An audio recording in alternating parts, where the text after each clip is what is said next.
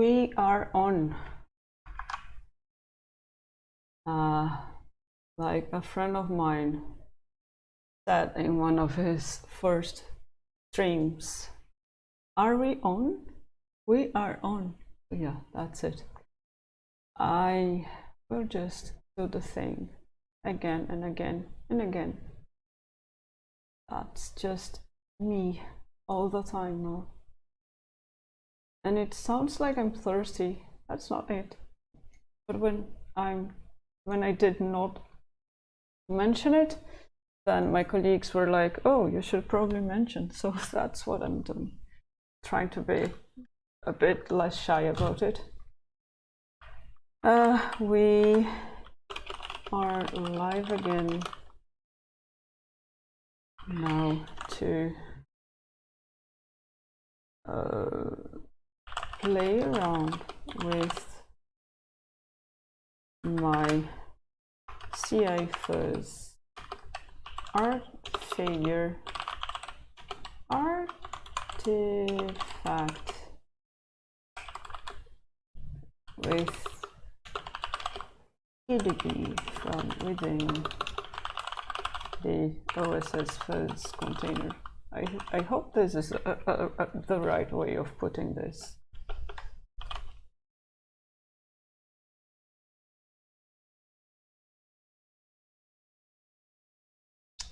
Okay, that's it. Just copying what I plan to do, just so I can also put it in the stream chat. This way I keep track of what I'm trying to do, as I've mentioned earlier. Okay, so this is good. Thanks. This is not good. This is my terminal leaking. Okay. So we have GDB. We got the failure, which is here. And now it's time to try to play around. Just realized that I don't have water, but I have coffee, so it will have to do. And what could be a possible breakpoint that would make sense? And what can I see, because I don't know?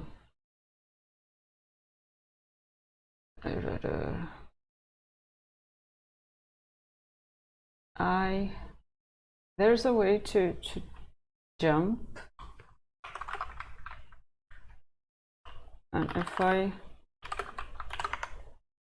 GDB nodes, what else do I have? Did I add anything about going up and down things?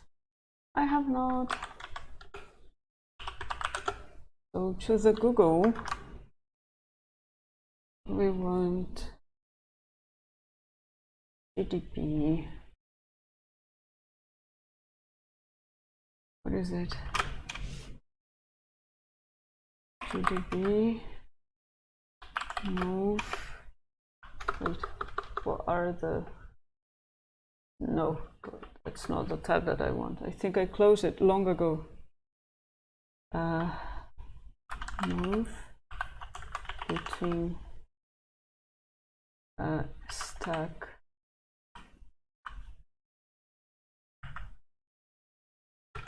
Let's see what this gives us. How can I jump to a frame in a stack trace according to the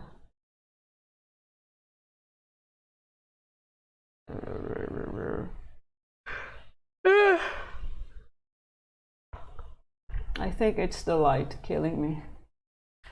Right now I've been using GDB to disassemble a binary file and check out different registers and whatnot. Is there an easy command to examine everything on the stack? Is it frame? Is it like frame 4? It is. Now what do I do here? It's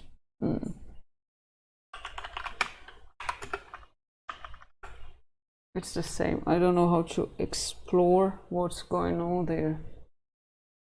Can I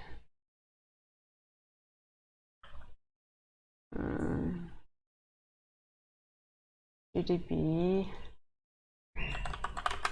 explore stack frame? I'm back to the same. All right. You can view the contents of the stack with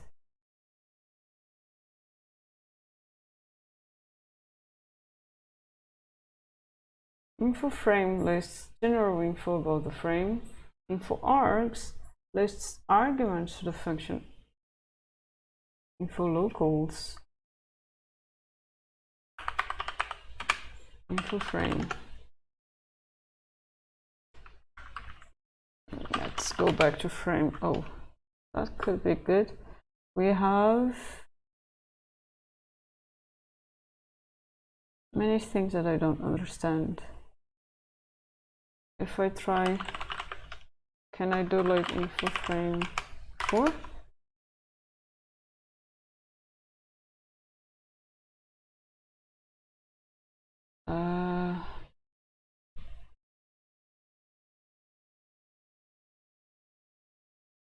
Are those registers?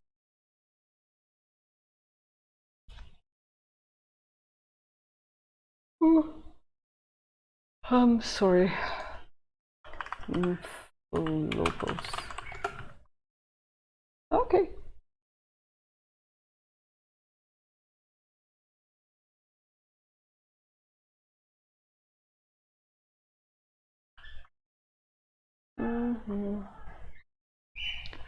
Okay, so frame acts like I basically did here. Enters the frame like this. But I don't. What then? Would this work? No.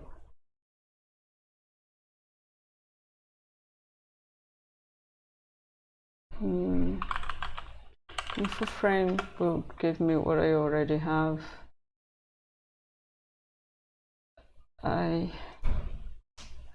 Yeah, those are registers. I need more. This is too advanced for me.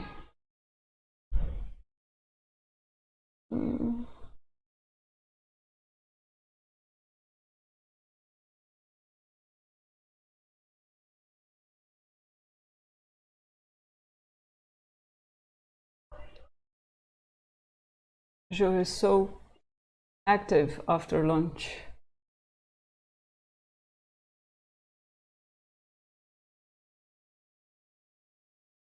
Frame, papa.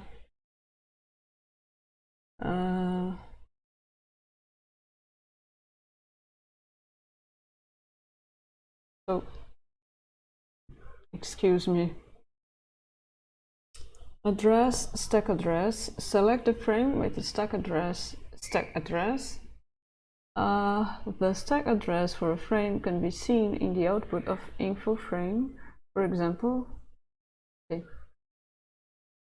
The stack address for this frame is as indicated by the line. All right. Select the stack frame for function. If there are multiple stack frames for function frame. Oh, what? But I don't know what does that give me. Like function. And how would that help me?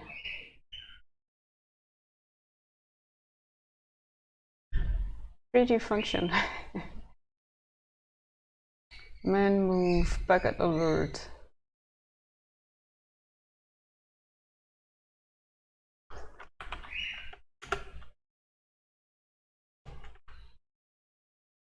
That doesn't work. Does the other one though? packet alert append. Oh, yeah, you type things wrongly, you don't get the answer, and then you think, okay, that's not it. Or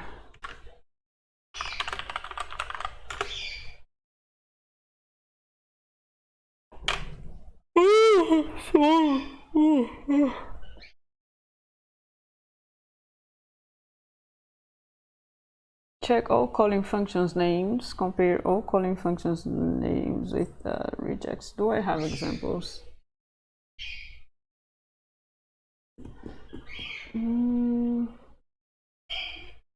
Other. I see that.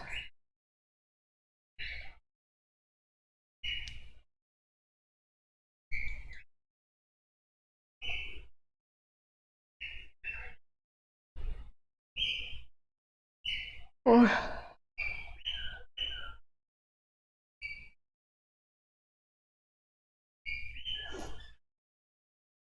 I need more. More.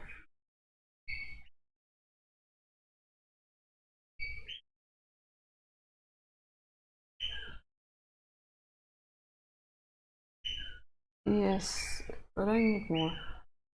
After search a printout, the list command with no arguments prints 10 lines centered on. Oh, wait.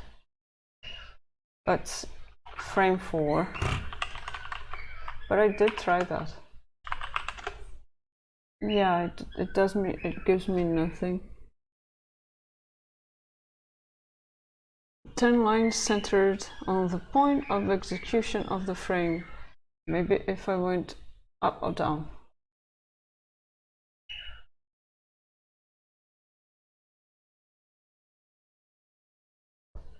Sorry. Frame 5. Everything goes there, so it's not useful.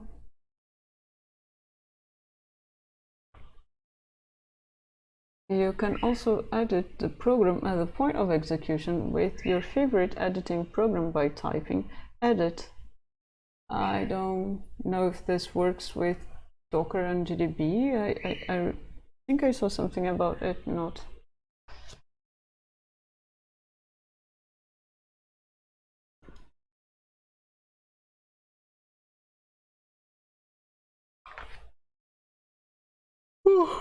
This is bad.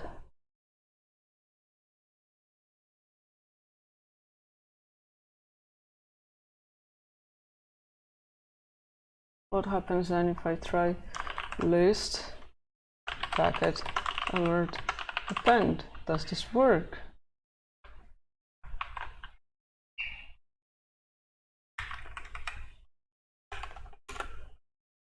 Nope. Could it be because of the flags? Gee, this is way more complicated than any other debugging I've done so far.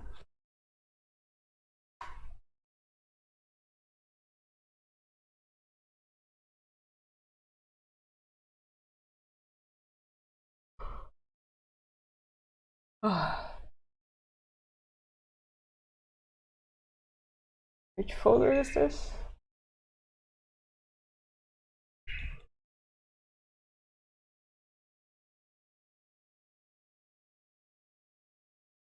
Feeling nothingy.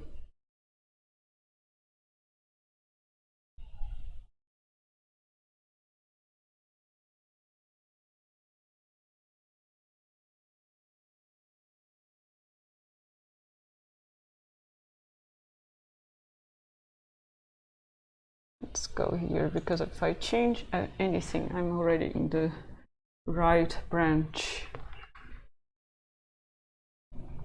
Slow, I know. It's a lot. Do I have news from my friends? Annoying. Why don't friends do what you want them to do? Very annoying.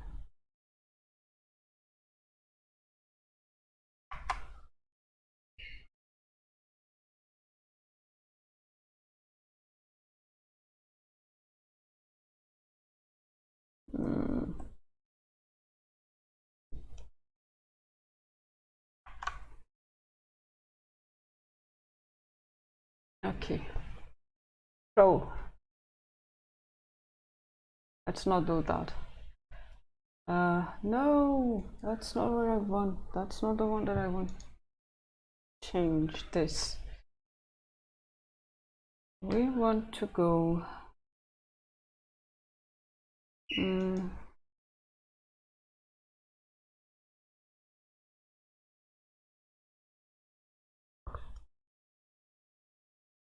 Sorry about all the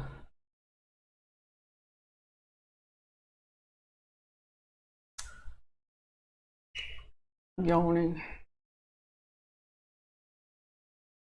No packet alert remove. It's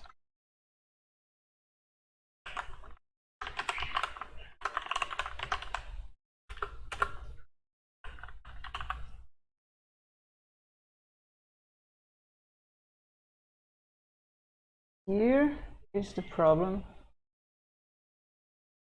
Maybe if I can you go there?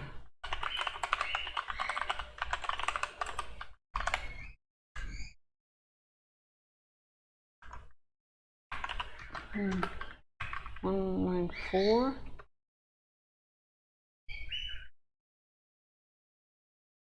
Okay, what else?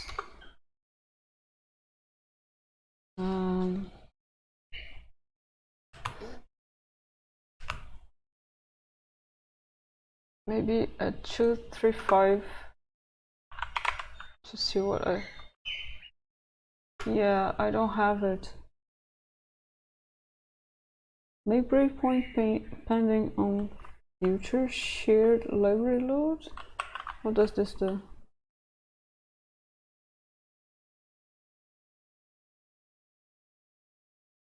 I think I have to change the flags so I'm able to do something useful with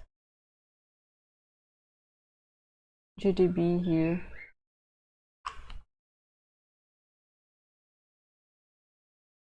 Or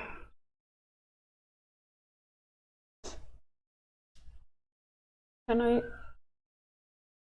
I break like packet alert append?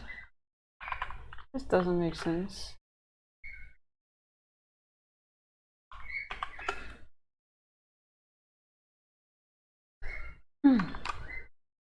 I need more.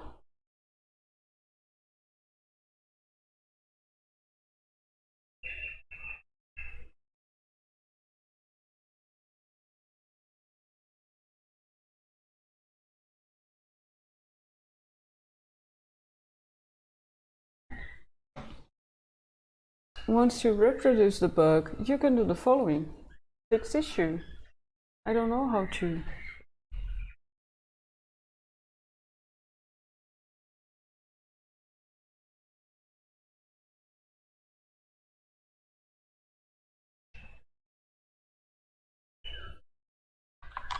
We're back to the main problem.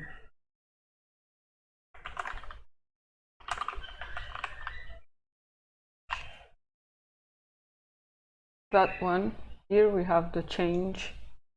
Here I'll go to the previous branch, the one that has the current issue.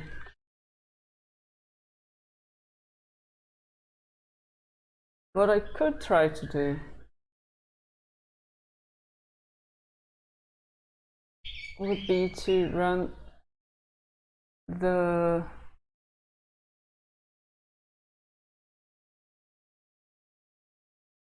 patch suggested by Philip and see if that one is fixed, well, if that one fixes the CI failure,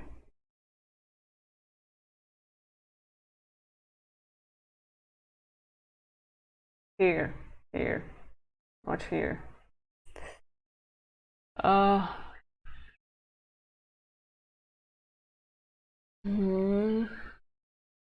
Okay, I think the stream will get very boring from now on, even worse than when I'm trying to fix Python things which should be simple.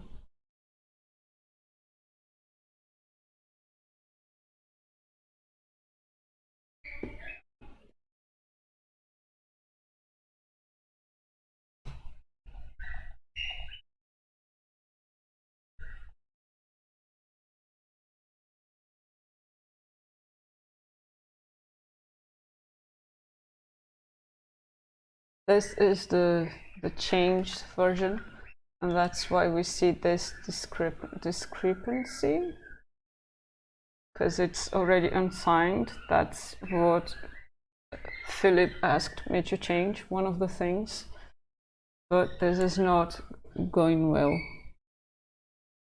This leads to failures. Not many, but some.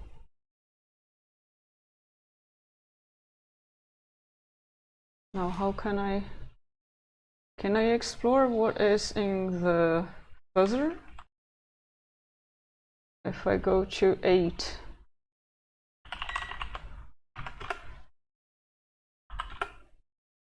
no, nothing takes me anywhere.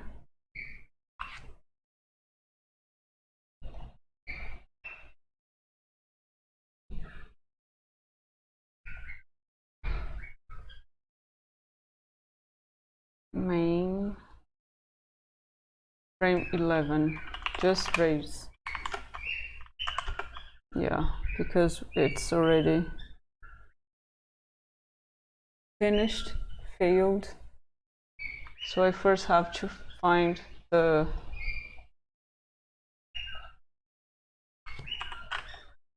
places where I could break things.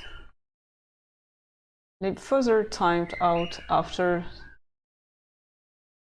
2,529 seconds, and that's my fault.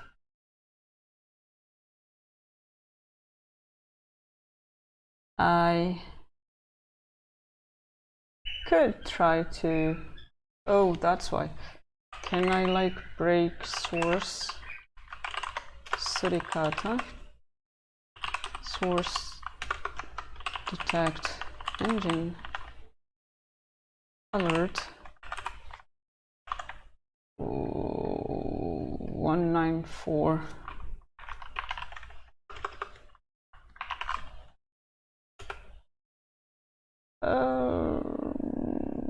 Why don't you? Oh, no, it cannot be that.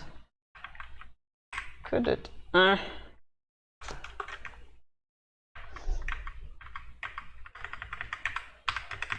Give me. I don't think that should. This is just what it prints, but it cannot access it. Yes. 2 breakpoints in the same place. I'm sorry.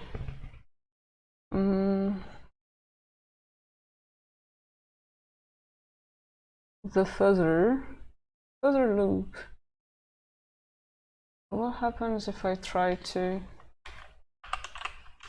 Will I see anything if I try to put a break in the fuzzer? Source suricata, source tests fuzz predef pcap. Oh,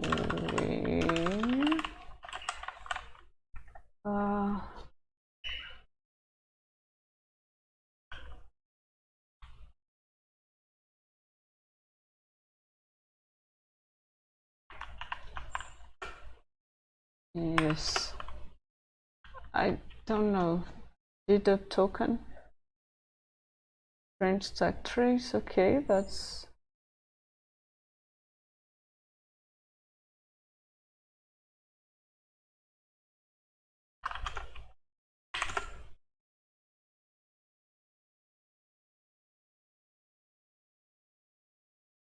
And it's gone. No breakpoints.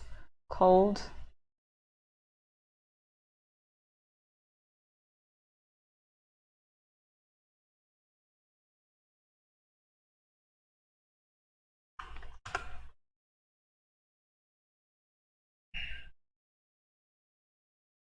It was different now. Scariness 10.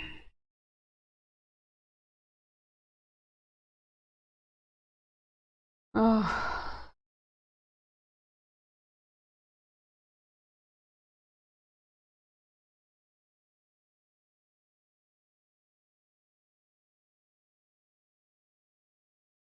Is that the same? I think it is.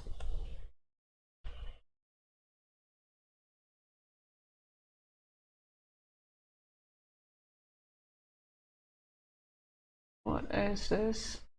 Oh.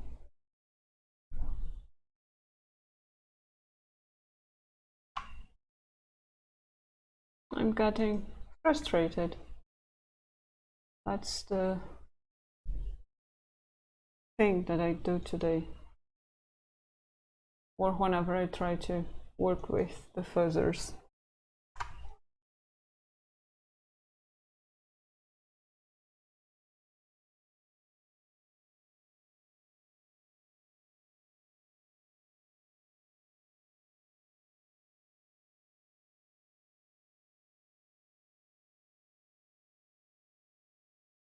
Are you the same? Why do you give them so much more information?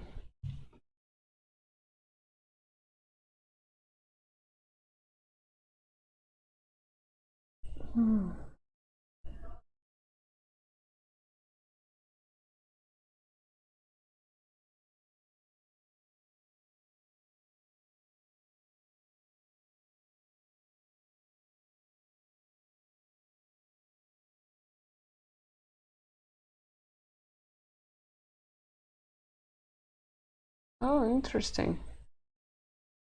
I had not noticed this before.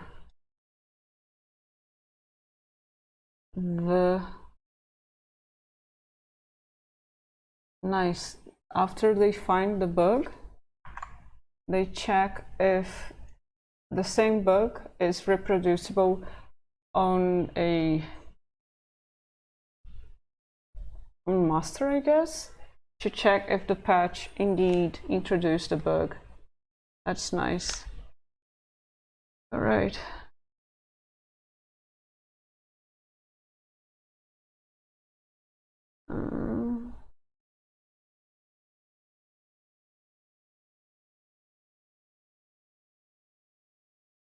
What happens if I try to? What would this give me?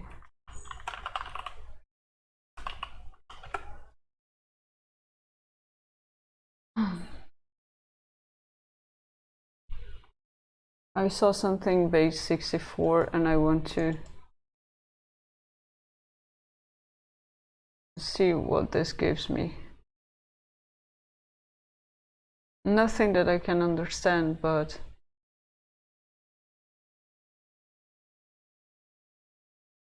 it's the same as this. So in different ways, I guess.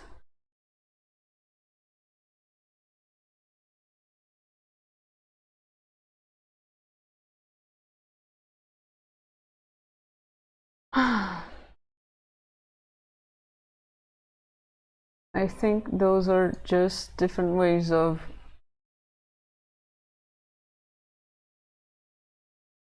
sharing what the input was.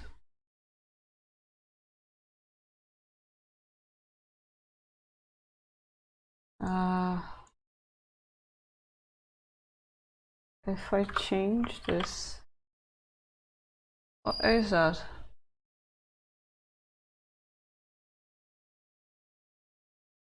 Do I have auto? I don't know what to.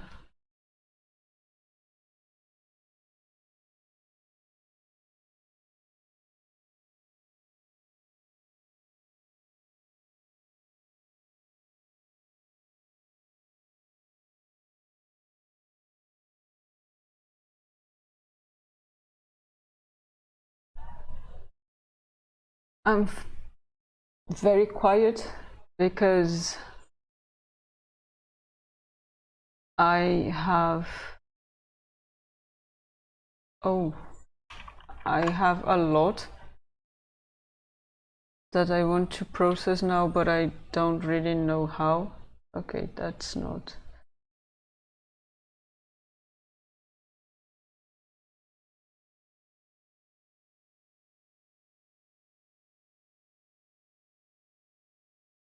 So we don't have here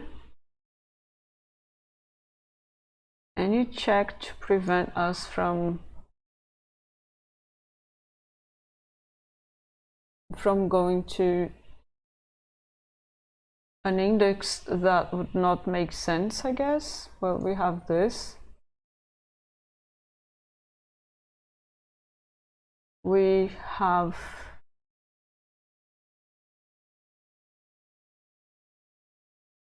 where did I go? How did I manage to move? Okay, I went up.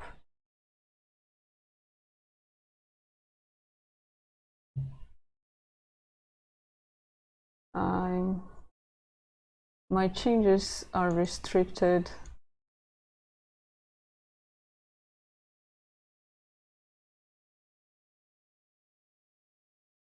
This was Victor's doing. I think I only changed some wording in the commit.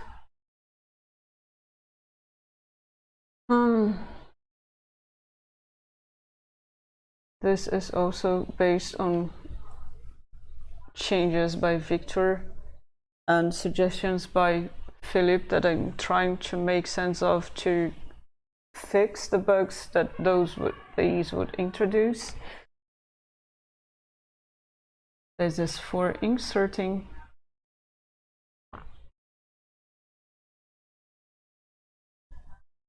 and whatever checks we have happen before happen here.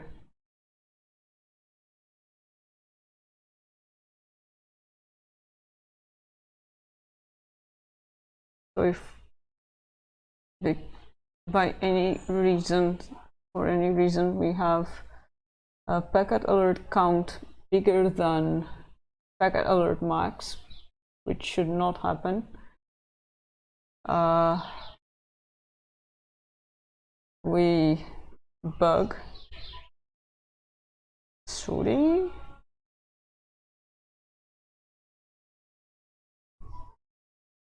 If we are handling, we still have space in the packet queue,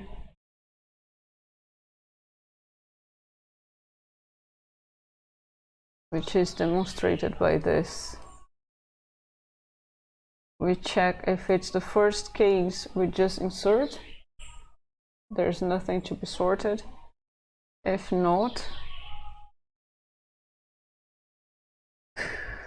if the previous signature ID is lesser or lower than or equal to the one that we are trying to insert, then we just insert, because it means that we have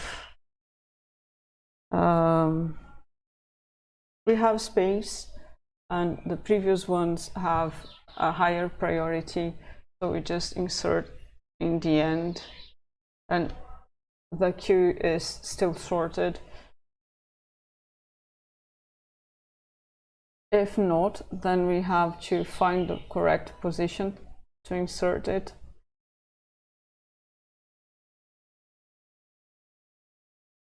Here we have a possibility of error.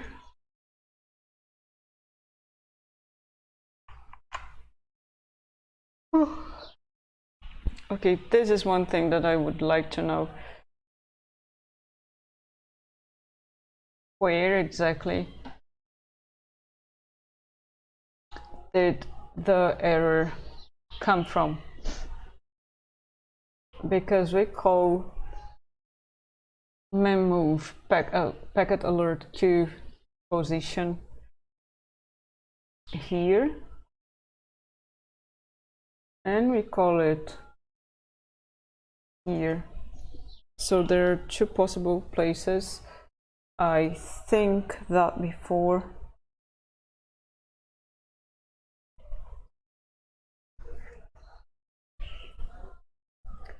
no panic, no panic.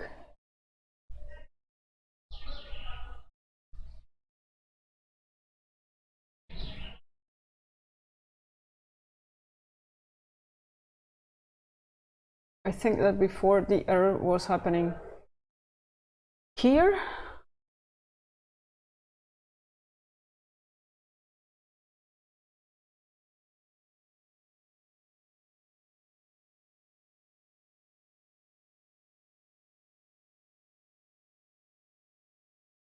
I want to join a live streaming by Philip debugging stuff with CI fuzz, etc.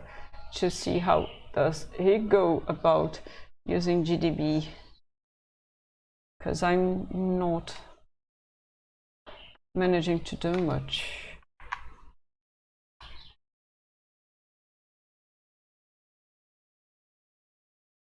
And I think that's due to the level of information we have with our fuzzers when they are built. I don't know if I can change much about that.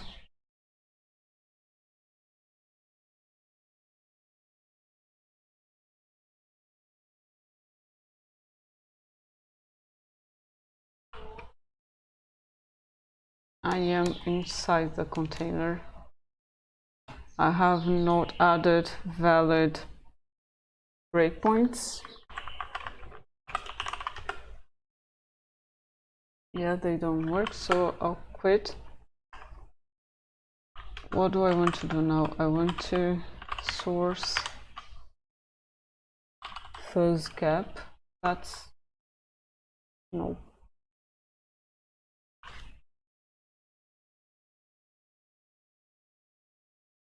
Fuzz pcap. I don't think it will give me what I'm looking for.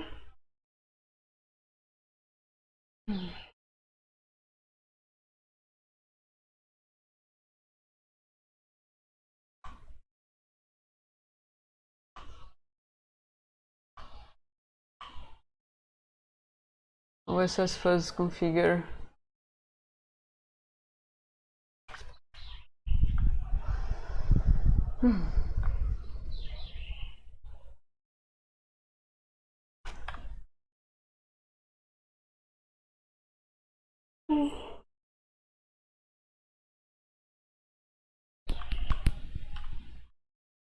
Ouch.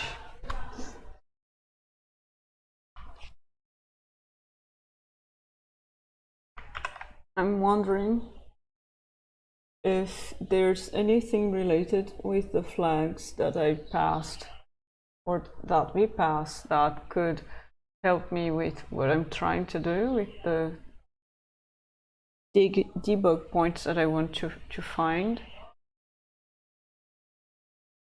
Detect engine alerts E22. I don't think that's where the issue is.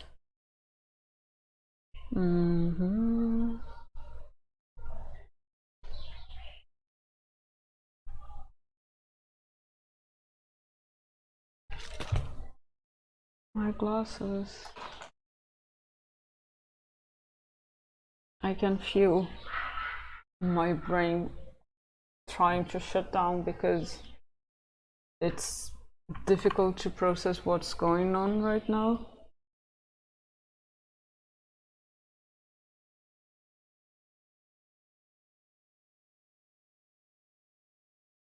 So I was saying I wanted to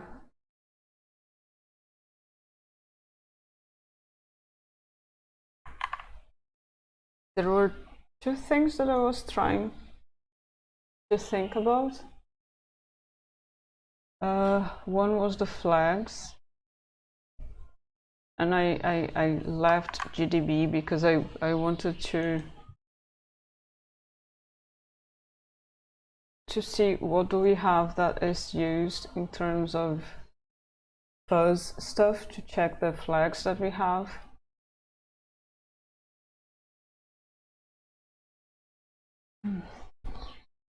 But I don't think that's the answer, so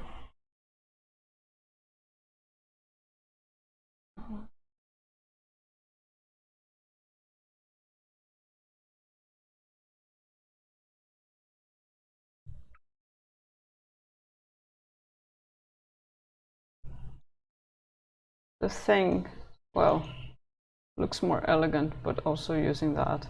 And this is connected to what I was wondering earlier, how to combine different commands.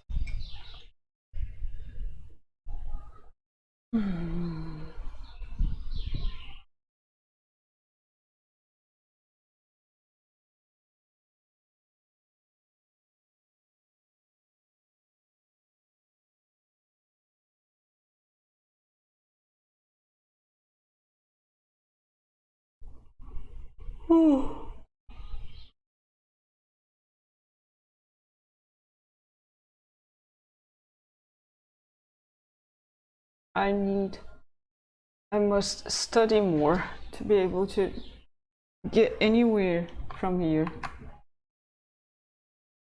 Who can help me now?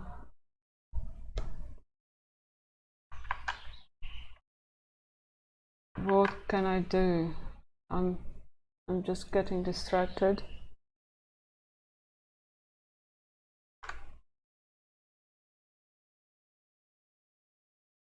And there are no news from the things that I'm trying to, from the friends that I'm trying to chase. So nothing to get distracted with.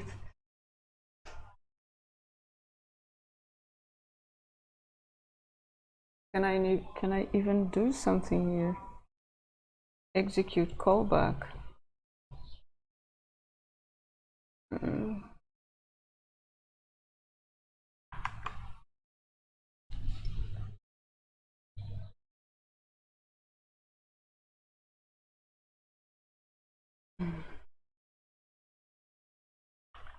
OSS fuzz tutorial. That could be useful. GDB tutorial. Open source to explore how the principles behind open source integrating fuzzing into your open source project with OSS fuzz. But that's for the whole thing. That's not to debug the debugger.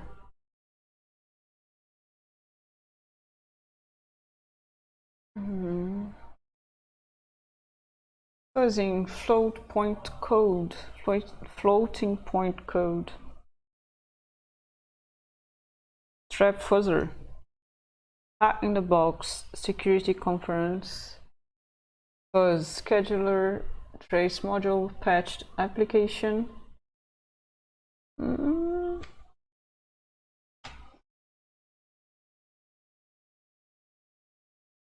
How Janus battled libfuzzer and won.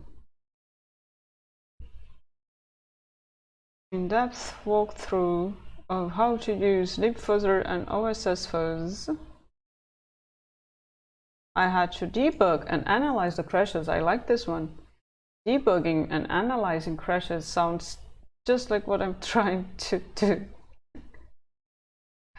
Oh my. After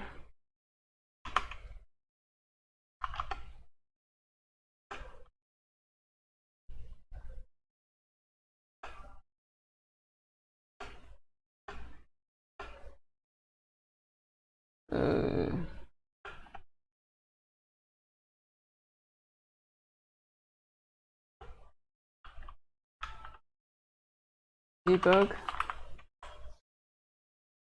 Running my journey is divided into 4 parts. A story of CLang, the effort of building the fuzzing targets up, how to create and build a meaningful and effective RTCP fuzzing target, analyzing the protocol stack, correctly managing the memory, using macros to exclude some paths from fuzzing, creating a building script. That part is what Philip did. Running the fuzzer and debugging. How we run our fuzzing targets, investigate the crashes, evaluate code coverage. Fuzzing as a service with Google OSS Fuzz to make the fuzzing process an automated and continuous task. Here I introduce OSS Fuzz and how it works and how we integrated it with it. I think we want step 3 is the too long version. Too long? It's not, so let's go for it. I first had the challenges of dealing with a new toolchain, CLang, with the new warning messages and new options to configure. CLang documentation was really helpful to understand the music got a bit too much. Let's just get rid of it for now.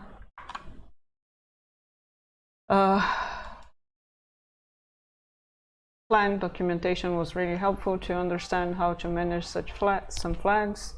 This process events led me to the x86-64 ABI. That was just a sort of chimera for me before this work on the fuzzing. Then my efforts have been concentrated on making an effective fuzzing target in terms of code coverage, bug discovery, and performance. This also included preparing a corpus dataset to feed into my fuzzer. That's what Philip does. In this phase, I had to rediscover the data flow of the RTCP packets before arriving to the parsers, handle the correct flags to operate with Clang instrumentation, be very careful with memory management, and finally prepare a helper script to building the fuzzers and standalone fuzzing engine for regression testing. Once my fuzzer started running, I had to debug and analyze the crashes. The traditional C debugger ended up being the best fit for the task, but also I needed to evaluate the code coverage in order to estimate my fuzzer effectiveness. That is also some of the things that Philip does. Some LLVM tools came in help, and I discovered how to obtain a visual report of the coverage.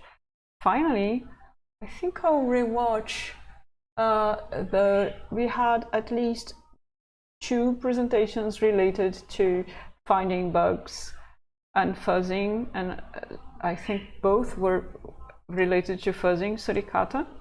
One was by Philip himself, the other was by some of his students, and maybe that is a good moment to check that again. Some LLVM tools came in help, and I discovered how to obtain a visual report of the coverage. Finally, I have understood the meaning of continuous and automated fuzzing and the benefits of applying it in a cloud platform like Google's OSS Fuzz.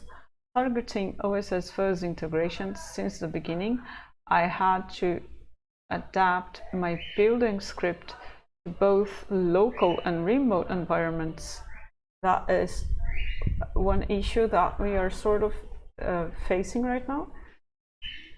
I was able to run things locally, but it's not following the same steps that we have for running things remotely. So yeah. And then prepared the files needed to propose a pull request on Google's repository. If I am able to do that, that would be cool. The full details follow below. Now I want the third step. Let's try to.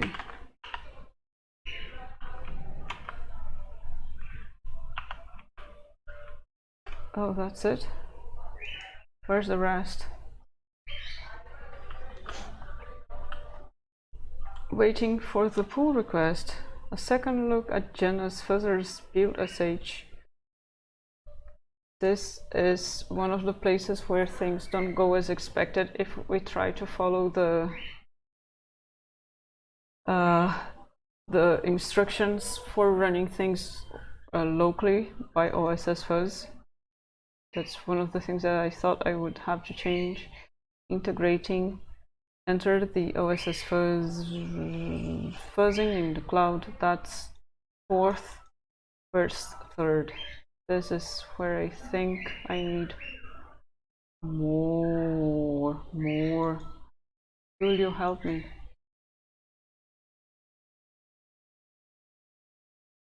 Is this?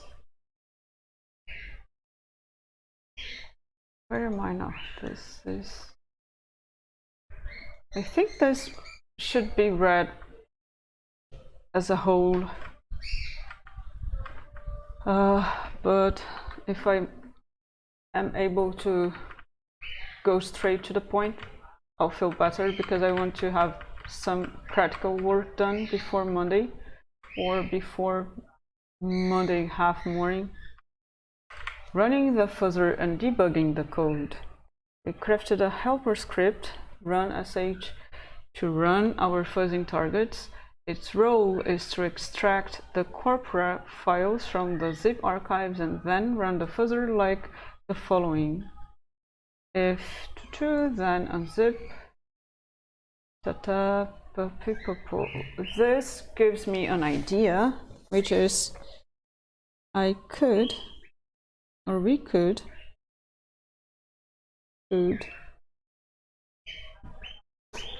write a script to help, an extra script to help folks run it locally. Run it locally with personalized, for lack of better words, personalized, this is written wrongly, repo and branch. If I do that, that could be useful. There are many things to notice here.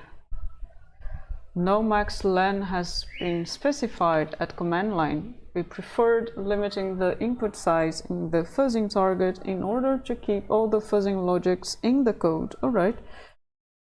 We have defined a prefix for the dumped crash files. Okay, I saw that with, did I?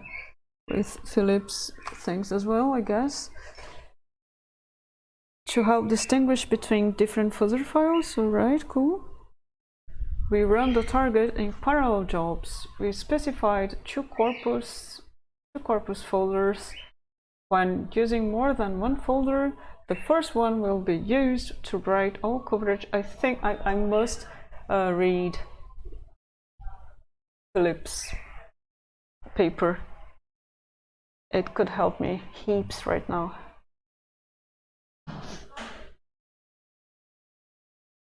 When using more than one folder, the first one will be used to write all coverage increasing inputs, while the other folders will just be part of the corpus. If you are interested in minimizing a large corpus splitted in different folders, look at the merge flag in libfuzzer. The RTCP fuzzer seed corpus is a folder containing the files of the corpus zip archive. Debugging the crashes. This is, please help me. In the happy case of fuzzing target crashing, we can try to convert a crash file in a pcap file in order to inspect the offending packets with Wireshark. I like that. Although in my case, well, I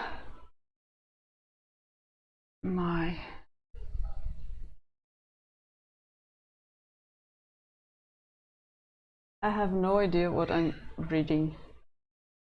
It looks cool, but sometimes Wireshark does not seem to like unexpected packets like a fuzzed RTTP packet because it stops the parsing at the first error encountered. So the hackstamp of the crash file followed by parsing by hand seems like the only option to inspect the content of a packet. Unfortunately, in many cases we found it very difficult to identify a bug by just staring at our code and at the binary dump of the packet. In these cases, the best tool to adopt is the old faithful CDebugger GDB. You can reproduce a crash of the fuzzer within GDB like the following. Abort on error 1 GDB args, okay. Then start the program and wait for the failure detected by the sanitizer. Notice option that is necessary to keep the threads stack traces when a failure occurs in ASAN. Should a failure occur in UBSAN, just set UBSAN options in the same way, okay. Then proceed like usual by selecting stack frames, reading variables. I'm not able to. Examining pointers, evaluating expressions. That's the part that is not working. You are doing draw the printing horse me right now. Evaluating expressions and all the good stuff GDB might offer. Keep in mind that in order to have an effective debugging experience, yes, your target library must have been compiled with the flags.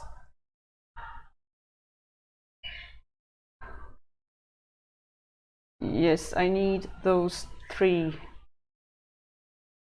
How? Where? Okay. We are doing a break. It's been almost an hour. I was already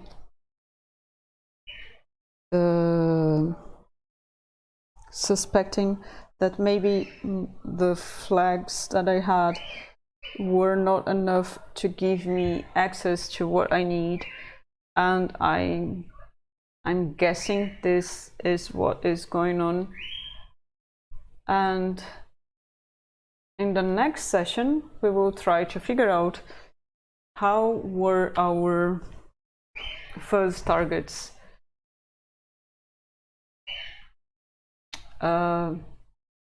built so we can have access to things in GDB, because right now I don't see much, and yeah, if I can't see much, I cannot debug with GDB. I'm not my chicken.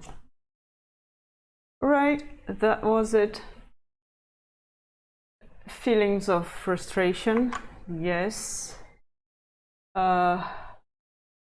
Feelings of being stuck, so. All in all, we did find something that could be useful, and it did help me realize that I should really be reading Philip's paper and checking again the talks from last Suricon that were about that, and yeah, I'll probably do that offline, but this will be done online in the next session. So thank you whoever stopped by. This has been another work session for me, and that's it for now. Bye.